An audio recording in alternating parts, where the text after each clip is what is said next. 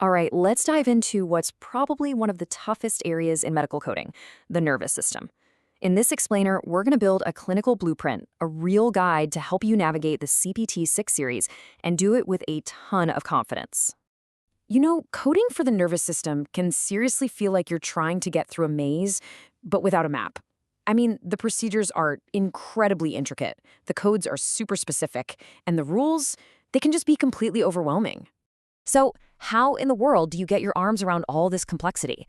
Well, the key isn't trying to memorize thousands of codes through brute force. It's really about understanding the logic underneath it all, the why behind the what.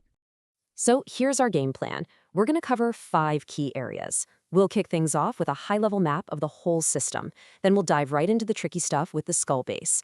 After that, we'll tackle spinal injections, check out the logic of peripheral nerves, and wrap it all up with some absolute golden rules you've got to know. Ready? Let's get started. Okay, first things first, let's pull out our map, the 4 clinical zones of the 6 series. Getting this high-level view is without a doubt the most important first step. So look, pretty much everything in this series is going to fall into one of these 4 territories. You've got Zone 1, which is cranial and skull base.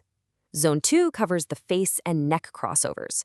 Zone 3 is all about spinal diagnostics. And Zone 4? That's your peripheral nerves and muscles. Just knowing how things are grouped is half the battle.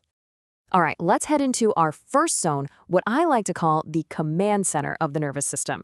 This is where we find some of the most complex, most high-stakes procedures you'll ever have to code.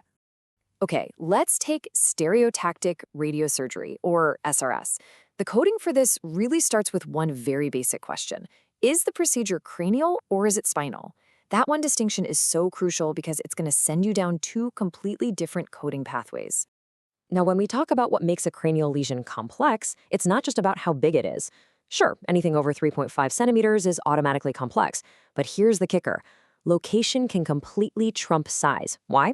Well, because a smaller lesion that's right up against the optic nerve or a specific kind, like a schwannoma, is instantly considered complex, no matter its size. It's the risk and the surgical precision that's really driving the code here. Now, when it comes to actually getting inside the cranium, there is a super clear, very strict hierarchy. And it's all based on how invasive the procedure is.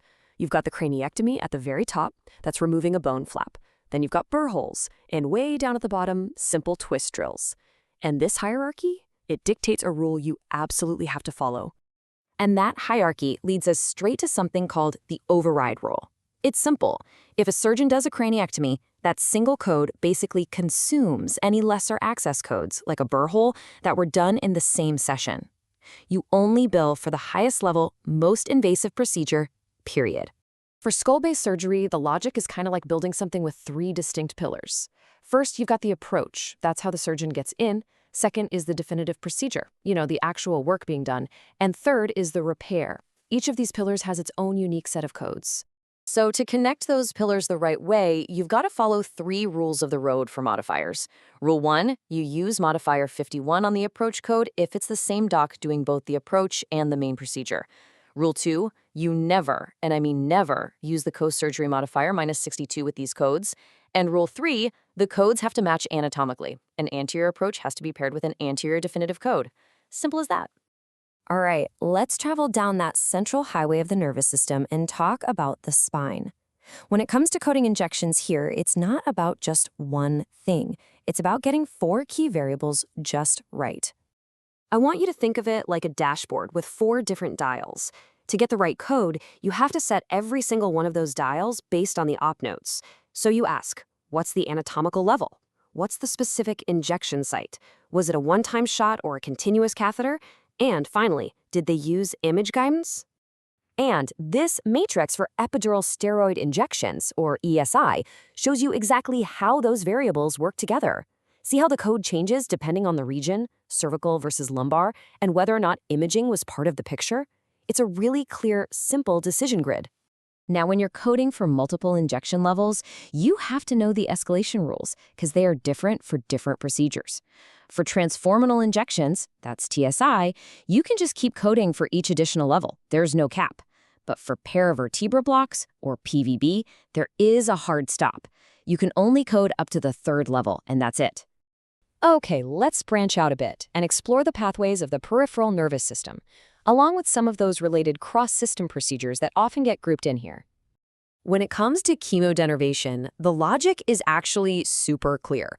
It all boils down to just two questions. First, was the procedure on the extremities or the trunk? And second, how many muscles were involved total?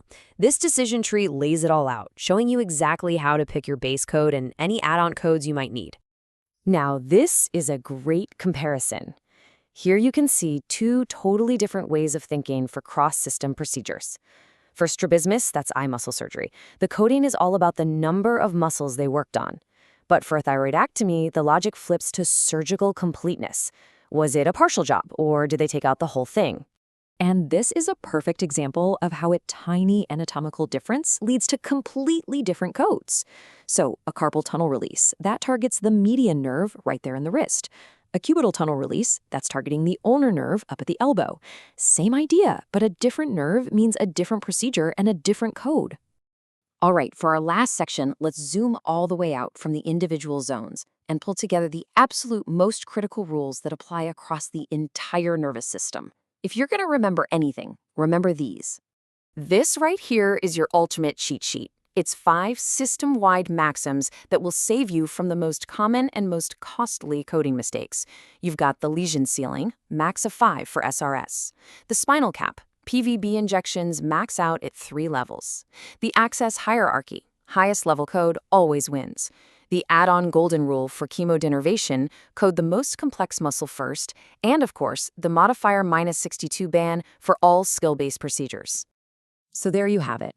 We've laid out the map, the rules of the road, and the key decision points.